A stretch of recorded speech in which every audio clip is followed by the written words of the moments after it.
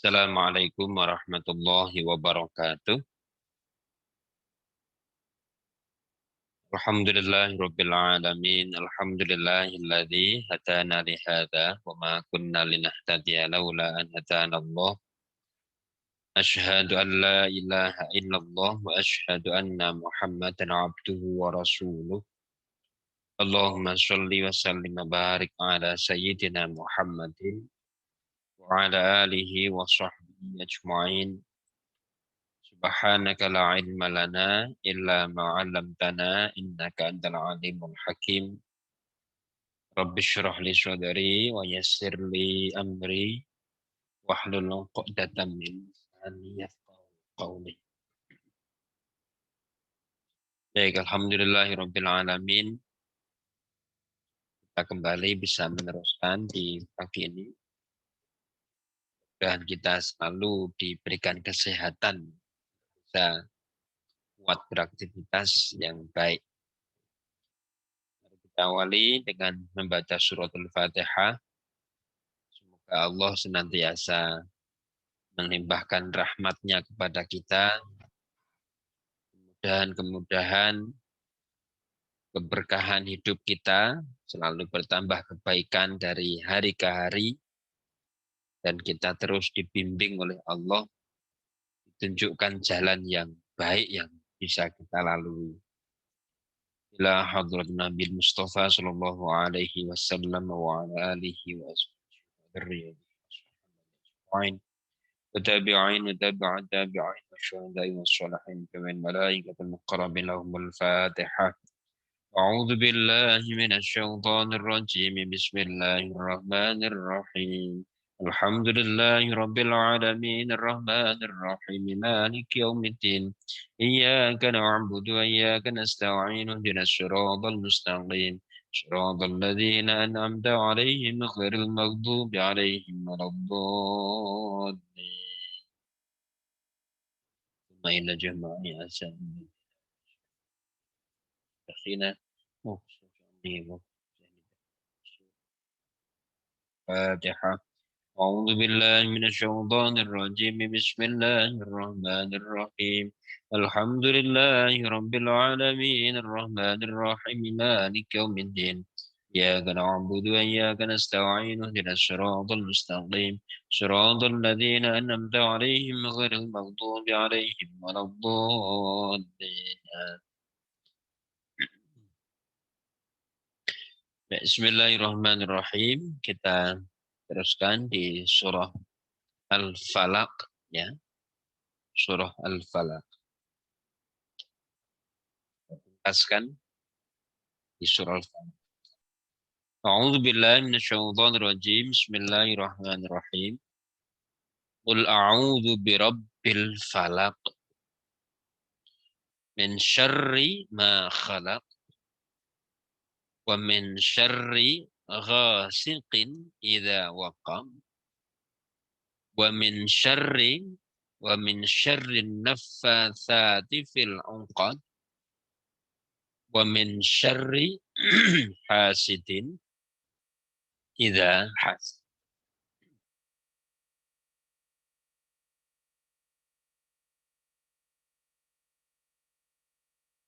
Di ayat-ayat ini atau di surah ini kita diperintahkan oleh Allah untuk berlindung kepadanya. Jadi perlindungan, kepentingan kita berlindung kepada Allah itu bukan hanya sekedar menjalankan perintah, tapi juga kebutuhan kita. Jadi Allah sangat tahu apa yang dibutuhkan oleh manusia itu sendiri, yang dia itu sebenarnya sangat lemah untuk menghadapi kejahatan-kejahatan dari makhluk Allah, yang rata-rata adalah manusia. Kejahatan makhluk yang diciptakan itu rata-rata adalah manusia.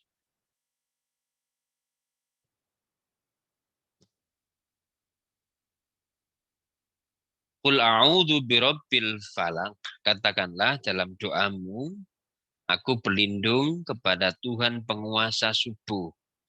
Karena sudah kita sampaikan kenapa yang ditunjuk di situ adalah waktu subuh.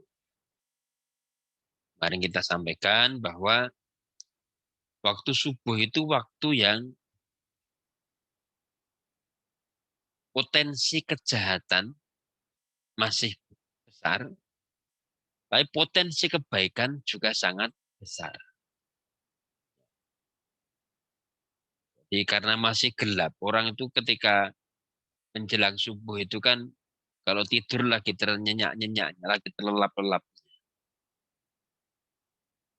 Sehingga di situ tingkat kesadaran orang itu rata-rata belum sadar atau belum bangun. Di sisi lain, di situ Allah juga membuka kebaikan juga sangat besar di waktu subuh, jelang subuh. Nah ini kita berlindung untuk terhindar dari kejahatan yang ada di waktu subuh itu, dan juga terlindung untuk tidak bisa melaksanakan kebaikan-kebaikan yang ada di dalamnya. Terlindung di situ kita dibimbing bisa menjalankan, mengikuti, mengerjakan kebaikan-kebaikan yang Allah gelar dalam waktu subuh. Rabbil falak, al-falak kemarin juga sudah kita sampaikan bahwa makna dasarnya adalah membelah. Membelah. Hadirnya subuh itu membelah kegelapan malam jadi sedikit demi sedikit berangsur terang. Min syarri ma khalaq, dari kejahatan makhluk yang ia ciptakan. Kemarin juga sudah kita sampaikan bahwa sejatinya makhluk Allah itu diciptakan yang jahat itu ketika dia bisa memilih antara yang baik dan tidak. Karena yang punya nilai jahat dan baik itu kan manusia. Binatang itu ketika dia memangsa pihak lain itu tidak bisa kita katakan sebagai binatang itu jahat. Singa yang memangsa zebra atau memangsa kambing, domba, tengah hutan misalnya, tidak bisa kita katakan bahwa singa itu jahat. Karena singa tidak bernilai. Yang punya nilai jahat dan tidak itu kan manusia. Jadi ukuran jahat tidaknya itu kan ada pada manusia. Karena itu yang lebih pantas disematkan kejahatan makhluknya di situ itu kejahatan manusia. Dan makhluk Allah lain diciptakan memang sebagai unsur jahat dalam kehidupan. Setan misalnya. Setan itu kan diciptakan sebagai unsur jahat dalam sistem kehidupan di alam semesta ini. Ya. Wa min syarri ghasiqin idza waqab, dari kejahatan kegelapan bila menyelimuti bumi. Juga kemarin penjelasan dari Prof. Zaini bahwa di waktu yang gelap itu potensi orang berbuat jahat.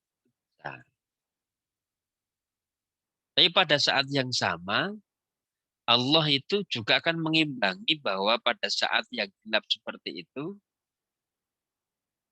saat yang paling tepat untuk bertawajuh. Maka ibaratnya begini, di waktu yang gelap itu, kalau mau menjadi jahat itu sangat besar potensinya, tapi menjadi orang yang sangat taat dan dekat pada Allah sangat besar potensinya. Tinggal pilihan kita. Dan di mana-mana itu juga kita begitu. Anda di Jogja. Jogja itu Anda mau menjadi orang yang baik, orang yang berhasil itu banyak potensinya. Banyak peluangnya. Tapi mau menjadi orang yang gagal itu juga banyak peluangnya, banyak fasilitasnya. Fasilitas menjadi orang baik itu akan berimbang dengan ketersediaan fasilitas menjadi orang jahat. Kan begitu. Itu hukum alam. Ketika Allah menciptakan kejahatan itu di situ berpotensi menciptakan kegelapan, itu berpotensi kejahatan yang besar. Min syarri ghasiqin idza waqab.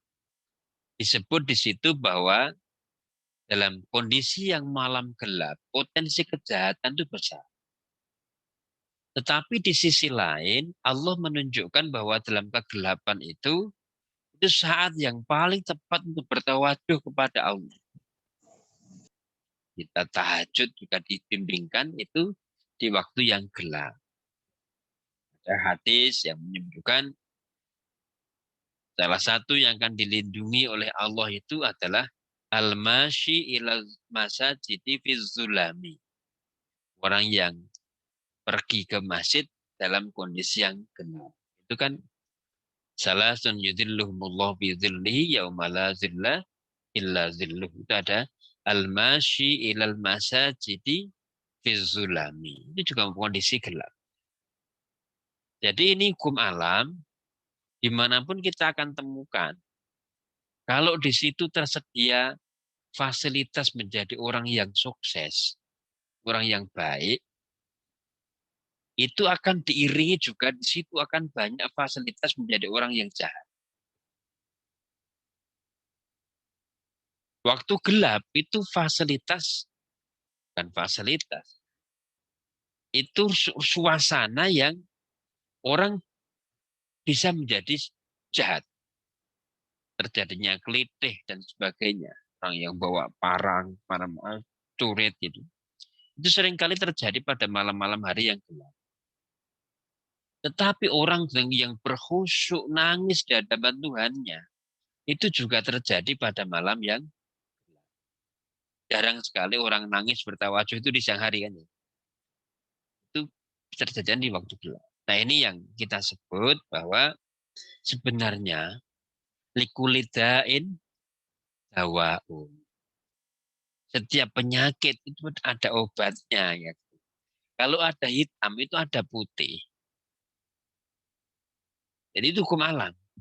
Tinggal kita itu memilih yang mana. Dalam kegelapan itu, apakah kita mau memilih kejahatan karena merasa tidak terawasi, ataukah kita justru memilih mendekati kepada Allah. Yang fasilitasnya di situ itu Allah gelar sangat. Ini perenungan kita terhadap wa min syarri ghasiqin idza waqab.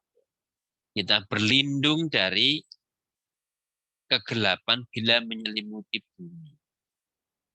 Berlindung di situ berarti kita dalam makna dua. Satu, terhindar dari kejahatan yang terjadi atau yang potensi kejahatan terjadi karena kegelapan itu, merasa tidak terawasi oleh orang lain, dan kita juga terlindung untuk tidak menyia-nyiakan waktu yang berpotensi kita mendekat kepada Allah. Yang berikutnya, kejahatan yang kita mohonkan untuk kita dilindungi itu adalah wa min syarrin naffatsati fil uqad. Dari kejahatan para tukang sihir yang menghembuskan fitnah dan permusuhan. Ini real dalam kehidupan kita.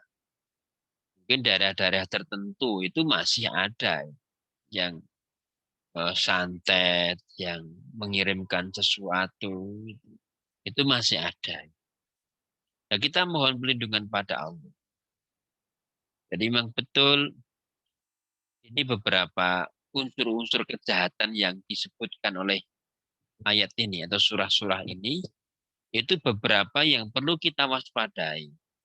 Karena manusia itu memang oleh Allah dicipta dalam kondisi yang sangat lemah. Sangat lemah. Karena sangat lemah itu, kemudian Allah perintahkan supaya kita berlindung kepada Allah. Jadi Mulai dari tadi min syarri ma khalaq, ya, min syarri ma khalaq, wa min syarri ghasiqin idza waqab, wa min syarri naffatsati fil 'uqad. Tukang-tukang sihir. Ini peniup ini kan simbol saja. Tetapi hakikatnya adalah kejahatan orang-orang yang menggunakan ilmu hitam untuk mencelakakan orang lain. Dan memang rata-rata ilmu hitam itu akan dibantu oleh jin. Tentu jin jahat. Maka Allah mengisyaratkan bahwa yang membantu manusia itu sebenarnya sebaiknya jangan jin, tapi malaikat. Ini sudah pernah kita sampaikan sebelumnya. Innalladzina qalu rabbunallahu tsumma istaqamu tatanazzalu alaihimul malaikatu alla takhafu wala tahzanu. Ya, memang yang mestinya kita jadikan mitra itu malaikat. Mitra hidup kita. Karena ketika kita istiqomah dan seterusnya, itu malaikat yang akan mengawani kita, akan mengawal kita. Ke dalam Al-Fatihah yang kita kirimkan itu kan juga ada wal malaikatil muqarrabin. Itu malaikat yang terdekat dengan kita. Muqarrabin, yang didekatkan pada kita. Malaikat yang didekatkan kepada kita itu siapa? Ya Allah. Malaikat itu Raqib, ada Atid. Dan mungkin juga ada malaikat-malaikat yang memang ditugaskan untuk mengawal manusia. Jadi kalau atau tatanazzalu alaihimul malaikatu, itu berarti kan memang Allah akan mengutus malaikat yang akan mendampingi, mengawal kehidupan manusia itu. Sejarah kenabian di sirah juga kita temukan begitu, bahwa pertolongan Allah diberikan kepada Nabi itu yang diutus menolong atau membantu perjuangan Rasulullah itu malaikat. Quran diturunkan melalui malaikat Jibril. Di perang Badar yang begitu banyak itu juga yang diutus adalah malaikat untuk membantu manusia dan seterusnya. Maka min syarrin naffatsati fil 'uqad, ini kejahatan dari manusia yang minta bantuan jin jahat untuk mencelakakan pihak lain. Ini saya kemarin ada festival perdukunan itu, ini apa ya ada gimana ya perdukunannya di bar daerah mana itu Banyuwangi itu di mana festival perdukunan Nusantara. Ya, ada. Wa min syarri hasidin idza hasad. Dan dari kejahatan pendengki jika dengkinya memuncak.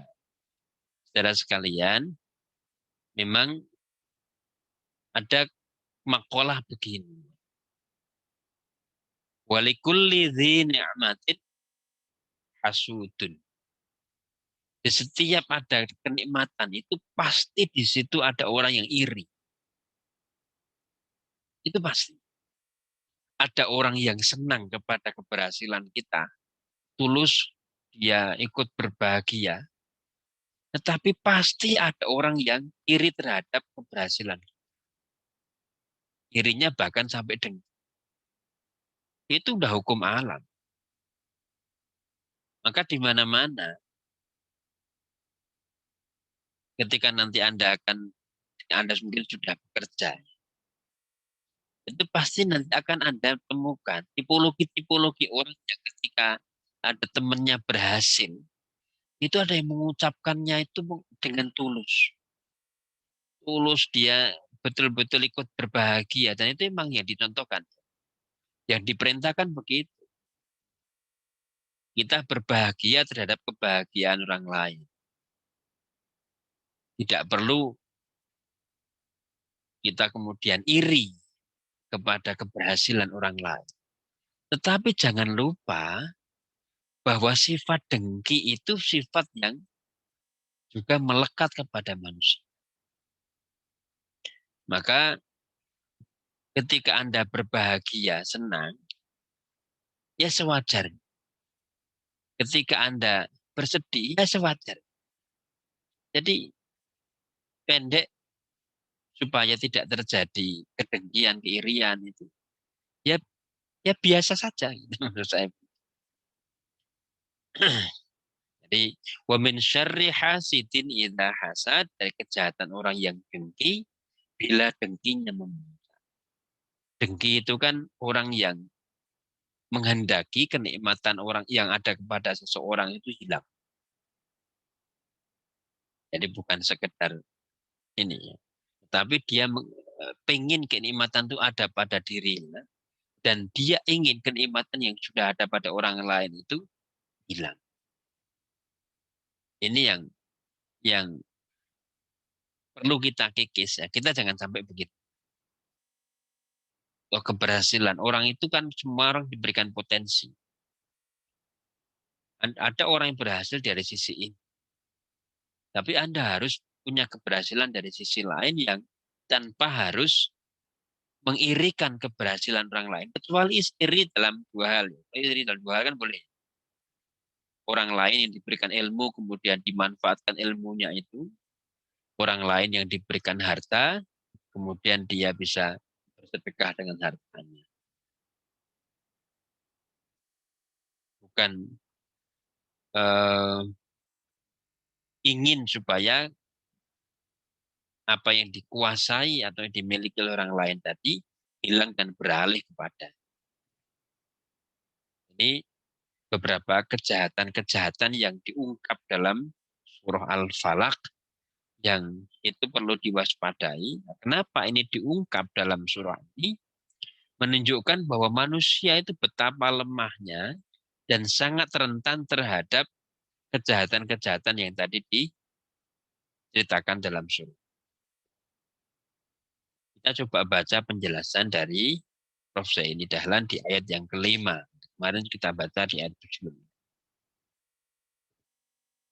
Secara khusus disebut kejahatan yang timbul karena dengki yang memuncak. Orang dengki ialah yang tidak nyaman bila orang lain senang. Makin tinggi nilai yang didapat orang lain, makin sakit hatinya dan makin memuncak kemudian dendam. Pada dasarnya setiap orang mempunyai benih itu. Ya, ini ya, ini penting. Kita catat. Beliau mengatakan, pada dasarnya setiap orang punya benih itu. Tetapi ada yang berhasil mengendalikan, ada yang gagal. Jadi benih kedengkian setiap orang itu punya. Hanya ada yang berhasil mengendalikan, ada yang gagal mengendalikan. Dengki selain tidak akan menghalangi orang lain mendapat keberhasilan, juga tidak akan menunda rahmat Allah kepada hamba yang ia kehendaki. Kedengkianmu itu tidak akan mengubah rahmat Allah kepada orang lain yang kamu dengkikan. Tapi justru malah merugikan kita sendiri. Jadi ketika kita iri dengki kepada orang lain yang berhasil, itu tidak akan menunda Allah memberikan keberhasilan kepada orang yang kita irikan itu. Tapi justru akan merugikan kita sendiri. Pendengki adalah yang protes terhadap kebijakan Allah dalam membagi rizki untuk hambanya. Secara bijak Rasul menggambarkan penyakit dengki akan menggerogoti kebaikan seperti api yang melahap kayu bakar. Ini sudah jelas sekali.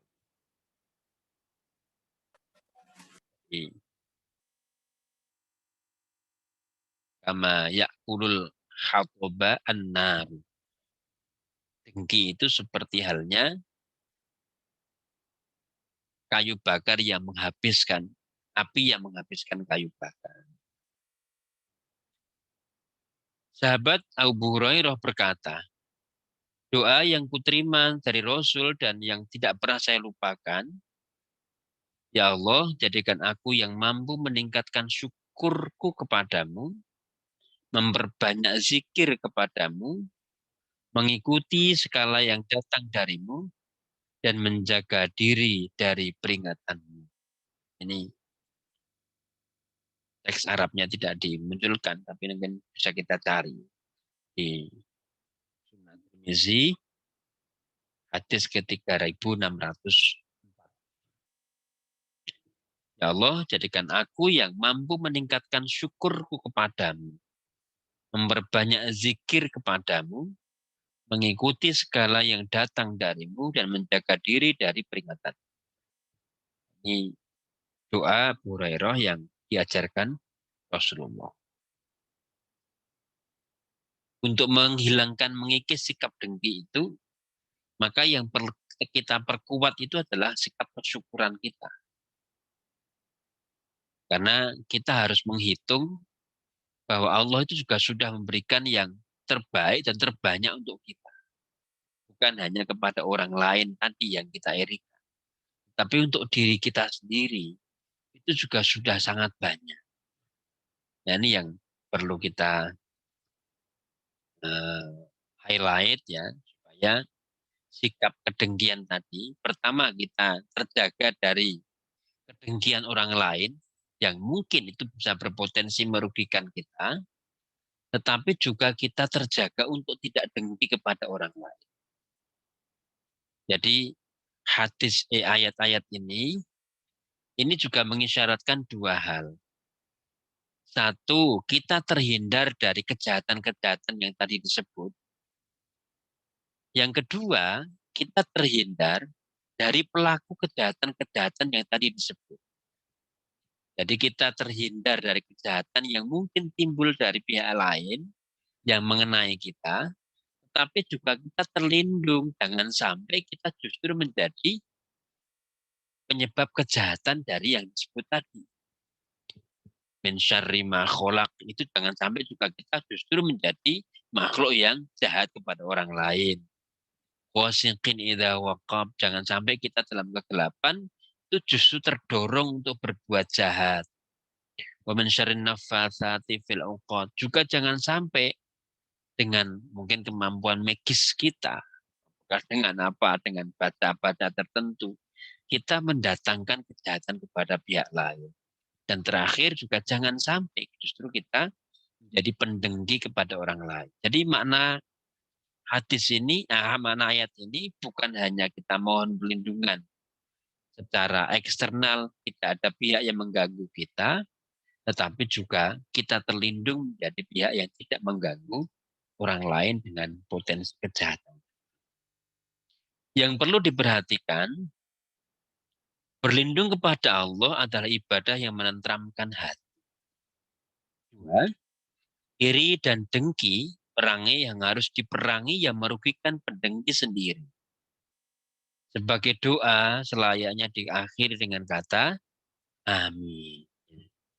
Jadi ini ketika kita baca ayat ini, kita bayangkan bahwa kita ini sedang berdoa mohon perlindungan, kemudian kita tutup dengan batin kita tuh amin. Kira-kira begitu yang dinasihatkan. Begitu saya kira untuk pagi ini. Terima kasih semuanya atas perhatiannya. Mudah-mudahan ada faedahnya, ada manfaatnya. Kita akhiri bersama dengan baca hamdalah dan menutup hadis. Alhamdulillahirabbil alamin. Subhanakallah wa bihamdika asyhadu an la ilaha illa anta astaghfiruka wa atubu ilaik. Assalamualaikum warahmatullahi wabarakatuh.